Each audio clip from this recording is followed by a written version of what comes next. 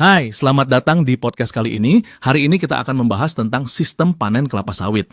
Jadi, pertama-tama, kapan sih kelapa sawit bisa mulai dipanen? Hai, kelapa sawit biasanya mulai dipanen ketika usia tanaman mencapai sekitar 3 hingga 4 tahun. Namun, produksi buah yang optimal biasanya mulai tercapai pada usia 6 hingga 8 tahun.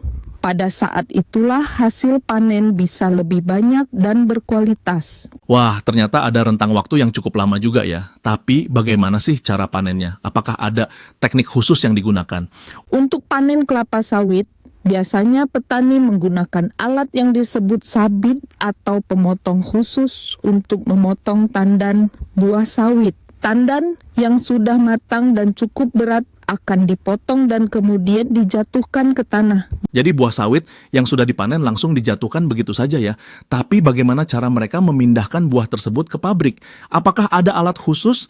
Ya, untuk mengangkut buah sawit ke pabrik, biasanya menggunakan alat seperti truk atau kendaraan angkut lainnya. Untuk jarak yang lebih pendek, alat angkut yang lebih kecil bisa digunakan, sementara untuk jarak yang lebih jauh, truk besar atau bahkan conveyor belt di perkebunan bisa digunakan.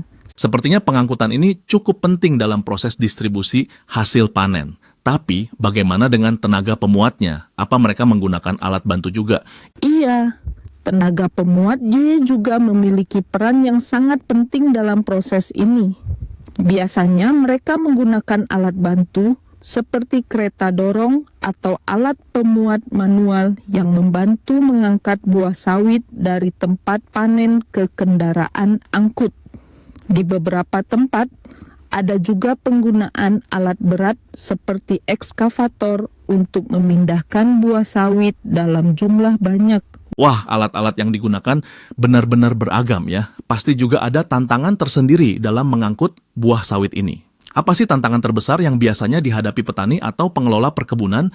Salah satu tantangan terbesar adalah cuaca. Jika hujan, jalanan bisa menjadi berlumpur dan kendaraan angkut akan kesulitan untuk melintasinya. Selain itu, biaya operasional untuk alat angkut dan pemuatan juga bisa menjadi kendala. Apalagi jika tanaman berada di lokasi yang cukup terpencil. Jadi cuaca dan biaya operasional itu bisa cukup mengganggu ya. Tapi apakah ada teknologi baru yang bisa membantu mempermudah proses ini?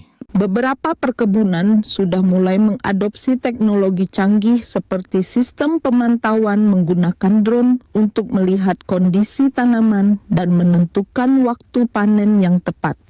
Selain itu, beberapa juga menggunakan alat angkut otomatis atau kendaraan listrik untuk mengurangi biaya operasional dan menjaga kelestarian lingkungan.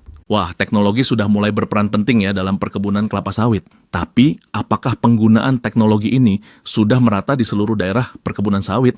Belum sepenuhnya merata, karena masih banyak perkebunan kecil yang belum memiliki akses ke teknologi tersebut. Teknologi ini umumnya lebih banyak diterapkan di perkebunan besar atau yang sudah lebih maju dari sisi infrastruktur. Jadi memang masih ada ketimpangan antara perkebunan besar dan kecil dalam hal akses teknologi, ya. Tapi meskipun begitu, apa saja yang bisa dilakukan untuk meningkatkan efisiensi panen dan pengangkutan buah kelapa sawit?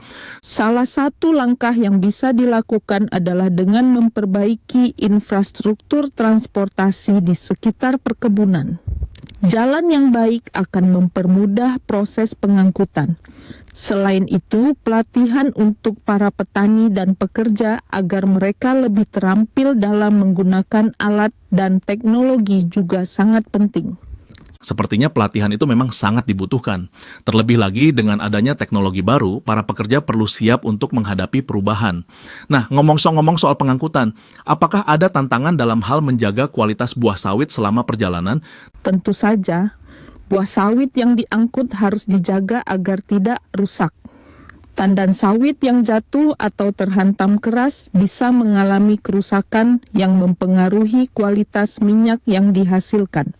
Oleh karena itu, Proses pengangkutan harus dilakukan dengan hati-hati, dan kadang-kadang ada lapisan pelindung yang digunakan untuk menjaga buah tetap utuh. Wah, memang banyak hal yang perlu diperhatikan dalam proses ini. Tapi, setelah semua itu, bagaimana proses pengolahan di pabrik setelah buah sawit sampai di sana? Di pabrik, buah sawit akan segera diproses untuk mendapatkan minyak kelapa sawit. Proses pertama adalah sterilisasi, di mana buah sawit akan dikukus untuk menghentikan proses pembusukan. Kemudian, tandan buah sawit dipisahkan dan diolah lebih lanjut untuk mengekstraksi minyaknya. Proses pengolahan yang cukup rumit ya. Tapi, sepertinya semua tahapan ini sangat penting agar hasil akhirnya berkualitas tinggi.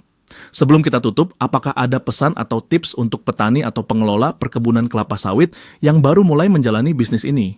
Yang terpenting adalah memahami proses dari awal hingga akhir, mulai dari perawatan tanaman, panen, hingga pengangkutan. Jangan ragu untuk terus belajar dan mencoba teknologi baru yang bisa meningkatkan efisiensi. Dengan kerja keras dan perhatian terhadap detail, hasil yang didapat pasti akan optimal.